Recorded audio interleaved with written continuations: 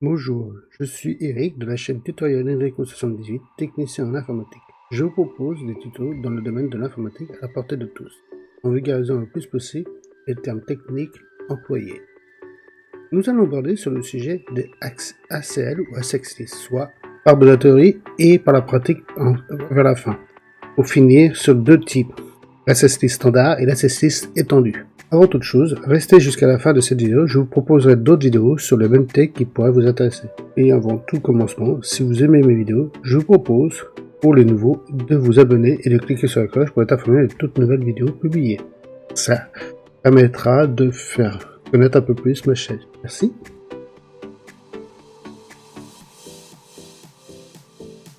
Donc nous allons voir, c'est quoi Access List? Ou en français, les listes d'accès. Les listes d'accès ont des access listes standards numériques, des access étendus numérotés, pas numériques, des access listes standards nommés, des access listes étendus nommés, access listes dynamiques, des access listes basées sur le temps, des access listes réflectives. D'accord? Et pour finir, de la théorie, on passera à la pratique. D'accord? Les listes d'accès ont plusieurs fonctions possibles sur un routeur, ou on l'utilise dans la sécurité d'un réseau comme moyen de filtrage, de contrôle des mises à jour de routage, de la gestion des propriétés, de la gestion de la numérisation sur RLIS, la sécurité d'accès aux informations, etc. Une access list est une liste ordonnée, une access list est une liste ordonnée d'ACE, ou Access Control Entity, décrivant les règles de filtrage appliquées au trafic des data en IP. Les access lists standards testent uniquement l'adresse IP source sur la data IP. Les access lists IP étendues testent l'adresse IP source, l'adresse IP destination, le champ protocole et les ports TCP ou UDP, etc. Les access lists IP nommés fonctionnent comme des access lists numérotés, mais présentent plusieurs avantages. Vous pouvez voir. Mais présentent plusieurs avantages. Un nom ou un label est davantage significatif pour les humains. Ça permet de pouvoir les nommer. Le nom d'access list n'est pas limité de 1 à 99, hormis les access lists les autres access lists, et de 100 à 199. Une simplicité dans l'écriture de l'access list en cas de modification. Les noms des labels, je recommence. Une simplification de l'écriture des ACL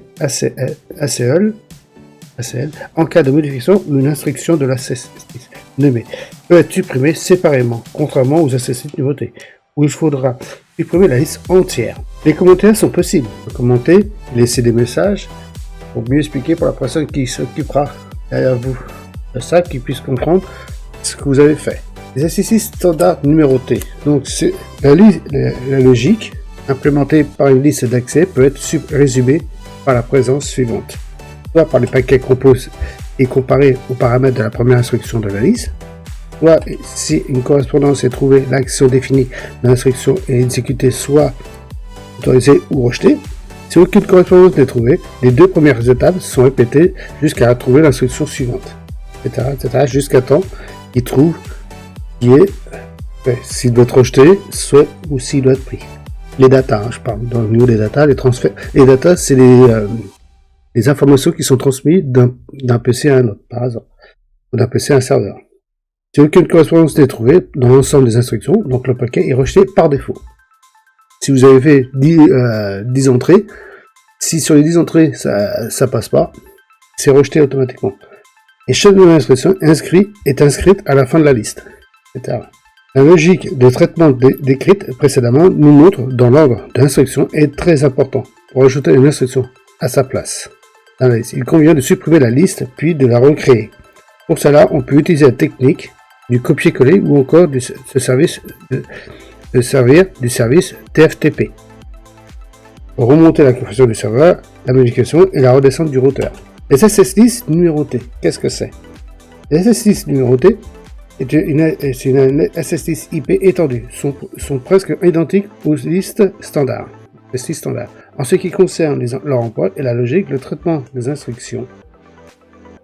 Cependant, Cependant, elles permettent de comparer un plus grand nombre de champs dans un paquet. La logique de filtrage est par conséquent beaucoup plus complexe. Néanmoins, ces deux types de listes peuvent filtrer des paquets et en entrée comme en sortie.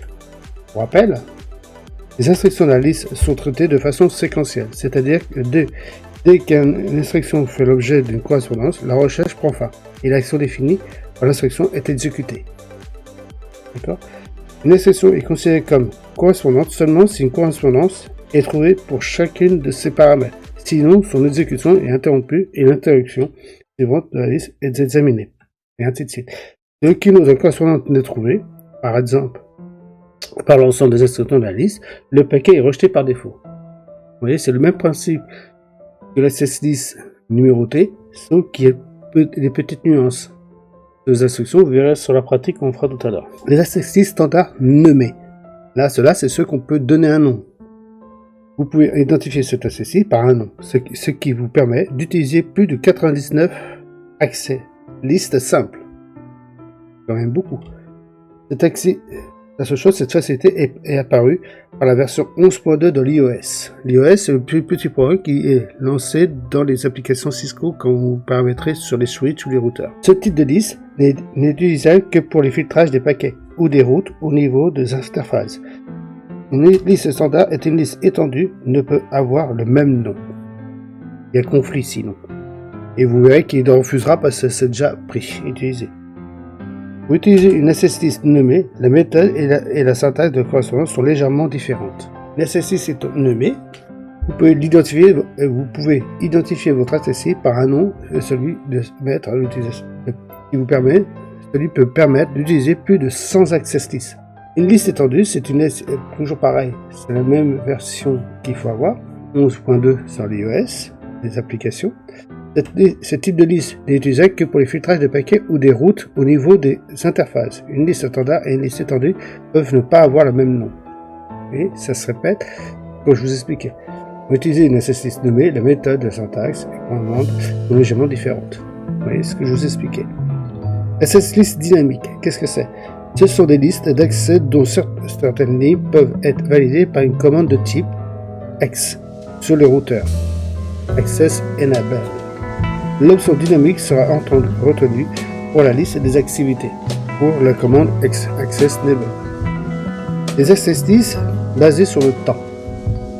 Cet access list permet d'autoriser un trafic donné en fonction du créneau horaire. Vous voyez, c'est encore différent. Les access lists réflectifs. Les access lists réflectifs sont apparus après la liste d'accès dynamique. De par leur fonctionnement, elles mériteraient de porter le nom de liste dynamique. Les access lists réflectives sont un moyen simple de filtrer le trafic IP. Elles permettent d'autoriser le trafic initialisé depuis une station et d'interdire le trafic initialisé par les stations étrangères. Par exemple, lorsqu'un premier paquet arrive sur le routeur et qu'il est autorisé par la liste, une nouvelle entrée temporaire est créée et ajoutée à la réflexion liste. Il existe deux restrictions relatives à l'utilisation de la liste d'accès réflectif. Elles peuvent être définies uniquement par les access listes étendues, nommées, ou elles ne peuvent fonctionner, et la restriction, elles ne peuvent fonctionner pas, avec certaines applications qui utilisent des numéros de port changeant en cours de session, comme le protocole FTP. Maintenant, nous allons passer à la pratique. On va apprendre certaines commandes, donc la commande Cisco, que on va utiliser, c'est la commande Show Access List qui montre tous les access lists du routeur. Show Access List numéro, nom ou numéro qui montre un access list en particulier. Show IP interface, nom de l'interface montre, cette commande montre les access lists qui sont appliqués à cette interface et dans quel sens c'est fait. Si c'est au niveau sortie ou en entrée, download, show running config montre tous les access à quel on peut voir. Ça, c'est les commandes qu'on va faire. Là, c'est le modèle d'access list que je vous expliquais. Vous pouvez voir là, les access lists sont configurés par eux-mêmes, mis en place.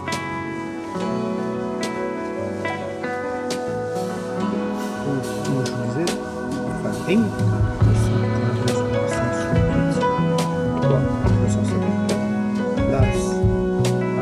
Là, vous pouvez voir, ça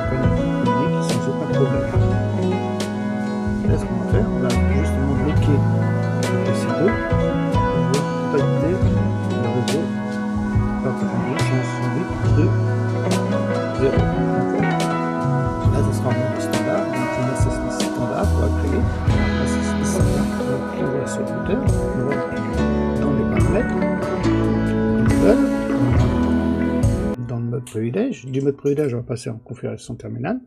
Donc, conf T pour pouvoir faire les paramétrages. Commande, donc ça va être ES liste, donc standard, d'accord, standard 1, on va donner le chiffre 1. Donc on rentre dans les paramètres de la access list standard. Là, qu'est-ce qu'on veut bloquer? On va bloquer le PC3. Donc le réseau 192.168.2. Combien on va marquer? Denied, donc interdire. L'adresse du réseau 192.168.2.0. Et le masque, on va pas mettre 255.255, mais c'est un masque inversé. Donc là, qui veut dire qu'on va tout ce qui est chiffre 255 va être à 0, et tout ce qui est 0 sera 255. Ça sera 0 à part 0.0.254. 55 plutôt. Donc 1 0 pour ça. Là, on a bloqué et on a faire permit pour faire que dans un sens pour tout le reste. D'accord? Là, on va rentrer dans l'interface qui va permettre de dialoguer. Donc l'interface qu'on voit bien, l'interface fast 0, on rentre dans l'interface, donc interface fast ethernet ici 0 là. Là ça va passer les informations fast 0. Là on va marquer IP access, on va aider donc le nom du groupe qu'on a vu tout à l'heure, standard qui est le 1. Là c'est paramétré. Donc si on regarde bien, on sort de là, exit. Si on va sur le PC2, on a vu tout à l'heure, qu'on essaie de pinguer, de repinguer le PC3, le PC2, l'adresse IP3, là, on va pinguer ces PC. Tout à l'heure on pouvait, maintenant on pourra plus. Vous voyez, voilà, ça a bloqué. Là, ce qu'on faisait, on pinguait par nous-mêmes. Mais au moins, auparavant, on pouvait plus. Si on revient dans le paramètre du routeur, si on désactive test list, pour ceux qui ne c'est plus denied, on va faire any, là on pourra discuter. D'accord? On va faire maintenant la même chose sur le mode paramètres étendus, sur un access list étendu. Vous allez voir qu'il y a une petite nuance, comme je vous expliquais. Là, ça va être sur le routeur 1. Et lui, comme je vous ai fait voir tout à l'heure, le routeur 1, il discute avec le PC 253 qui est ici, il reste 253, et il va discuter avec le routeur 3 qui est ici, 254. On prend le PC1 qui va discuter avec le PC3, au moins il devrait avoir pas. À l'heure actuelle, vu qu'il n'y a pas d'access list qui a été créé, il ne devrait pas avoir de problème. Ils vont pouvoir discuter. Donc on va faire un ping RCP 192.168.3.204.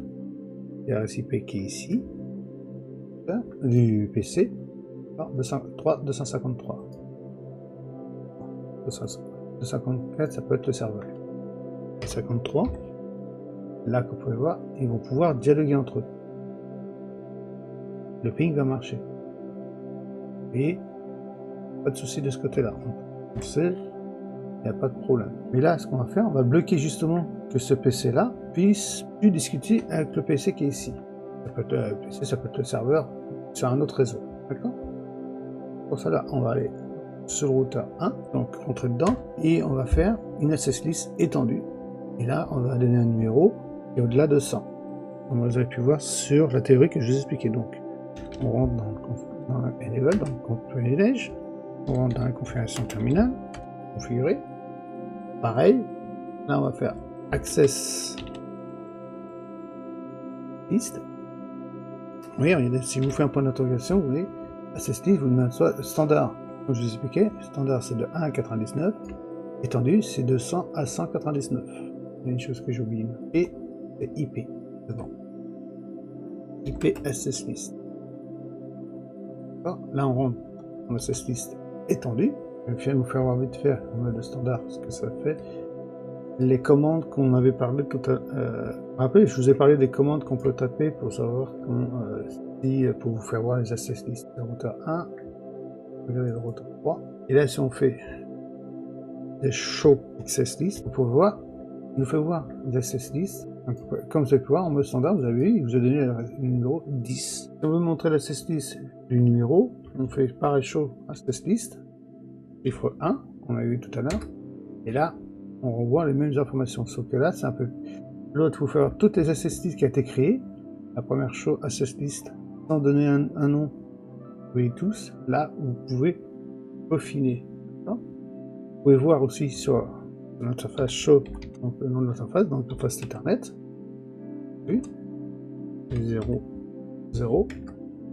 Là, vous verrez toutes les informations sur cette interface, dont l'access list qui va apparaître. Donc, sur l'adresse IP, interface, et show running vous donne un peu plus d'explications. C'était vite fait un aparté pour vous faire voir l'info. Donc, on revient au routeur 1. Donc, on est dans l'access list. Qu'est-ce qu'on veut demander? On veut bloquer, donc denied,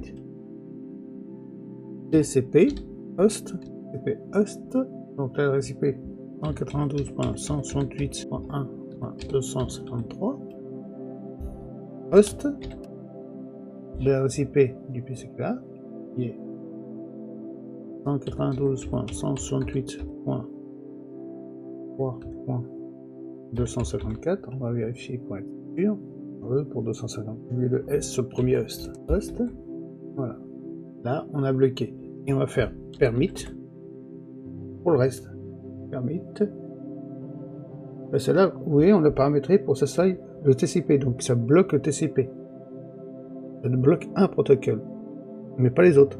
Par exemple, si on marque le TCP, on bloque le. Je vais aller jusqu'où, je vais vous faire voir après. Permit. Ani, donc on permet la connexion dans un sens et dans l'autre sens, any. D'accord? Sur quoi? Sur l'interface, donc exit dans l'interface Fast Ethernet, de l'endroit où on veut aller. L'interface, on voit sur R1, c'est bien Fast Ethernet 0. On l'a fait, vous voyez, c'est à peu près les mêmes commandes qu'on a fait tout à l'heure pour l'access list standard. Là, on donne toujours pareil IP access group. Donc là, on va marquer 101 in.